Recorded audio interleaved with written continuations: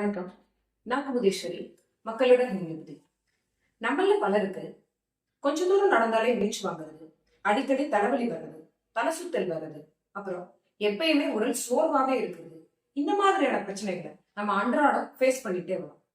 இதெல்லாம் ஏன் வருது அப்படின்ற கேள்விக்கு பதில் ரெட்க்ளிஃப் லேப்ஸ் நடத்திய ஒரு ஆய்வோட முடிவுகள் நம்மளுக்கு கொடுக்குது.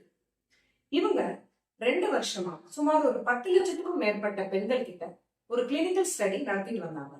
இந்த கிளினிக்கல் ஸ்டடியோட முடிவுல 5ல 3 பெண்களுக்கு ரத்த சோகை வரதுக்கான அபாயம் அதிகமா இருக்கிறது.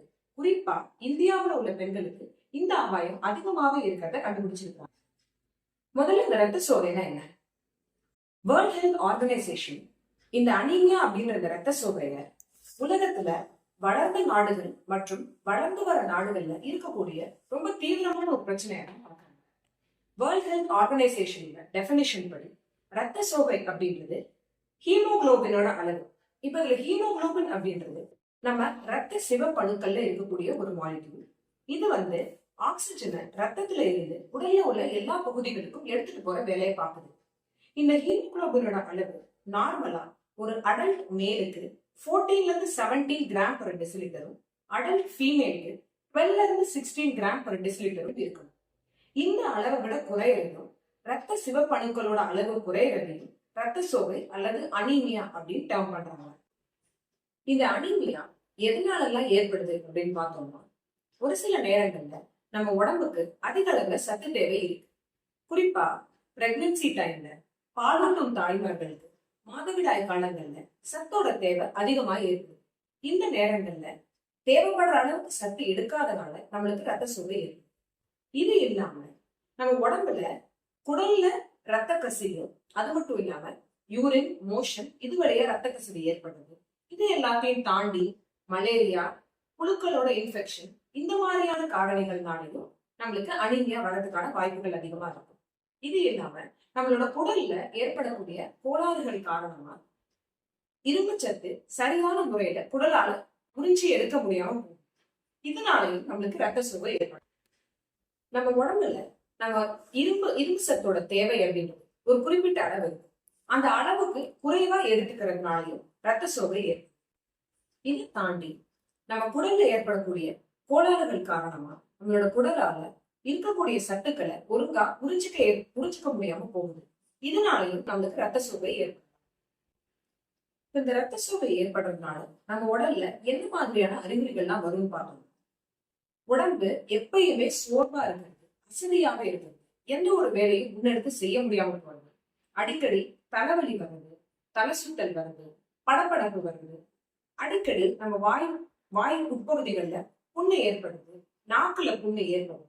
இது எல்லாத்தையும் தாண்டி இயல்புக்கு மாறான ஒரு சில உணவுப் பொருட்கள், ஐஸ் கட்டி, ஸ்லேட்டு குச்சி இந்த மாதிரியான உணவுப் பொருட்களை உட்கொள்ளணும் அப்படின்ற ஒரு கிரேவிங் ஏற்படுது.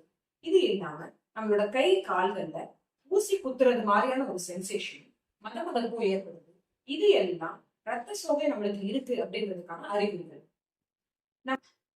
ஹீமோகுளோபினோட அளவு 7 கிராம் per டெசிலிட்டரை விட கீழே போகும்போது அது சிவியர் அனீமியா அப்படின்னு கேட்டகரைஸ் பண்ணலாம். சிவியர் அனீமியா வந்தவங்களுக்கு அதிக அளவுல மூச்சு திணறல் ஏற்படுறதும் நெஞ்சு வலி வர்றதும் ஏற்படலாம். சிவியர் அனீமியா உள்ளவங்களுக்கு உடனடியாக மருத்துவ உதவி கொடுக்கப்படணும். இது எல்லாத்தையும் தாண்டி எந்த விதமான அறிகுறிகளும் இல்லாமலும் ரத்த சோகை அப்படின்றது ஏற்படலாம். 5, 6 உள்ள ரத்த அளவு உள்ளவங்களுக்கும் எந்த விதமான அறிகுறிகளும் ஏற்படாமலும் இருக்கு. பெரும்பாலும் ரத்த சோகையை நம்மளால உணவு பழக்க வழக்கங்களை மாத்திக்கிறது மூலியமாவே சரி பண்ணிக்கணும். ஒரு நாளைக்கு ஒரு அடல்ட்டுக்கு 1 மில்லிகிராம் அளவு இரும்பு சத்து தேவைப்படுது. இந்த இரும்பு சத்தை உறுதி செய்யற மாதிரி உணவுகளை நம்ம அதிகமா எடுத்துக்கணும். அந்த உணவுகள் என்னென்னு பார்த்தோம்னா, கீரை வகைகள் அதிகமா எடுத்துக்கிறது, பேரிச்சப்பழம் எடுத்துக்கிறது, பயிர் வகைகள் அதிகமா எடுத்துக்கிறது, பீட்ரூட் இது மாதிரியான காய்கறி வகைகள் நிறைய எடுத்துக்கிறது. அசைவ உணவு சாப்பிடுறதுல ரெட் மீட் அதிகமா உட்கொள்றது, குறிப்பா ஆட்டு ஈரலை அதிகமா எடுத்துக்கிறது, இது எல்லாமே அவங்களோட ரத்த அளவை உயர்த்துறதுக்கு முக்கியமான ஒரு விஷயமா பார்க்கணும்.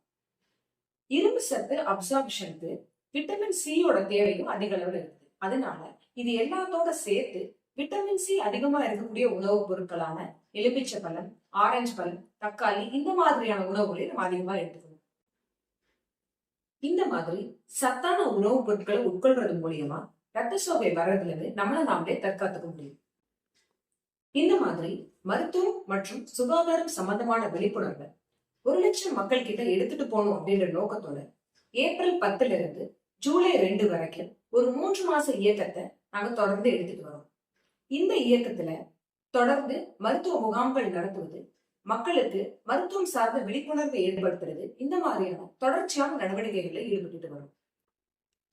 இந்த இயக்கத்துல மக்களோட முழு ஆதரவையும் மக்களுடன் ஹோமியோபதி சார்பா கேட்டுக்கொள்கிறோம். நன்றி, வணக்கம்.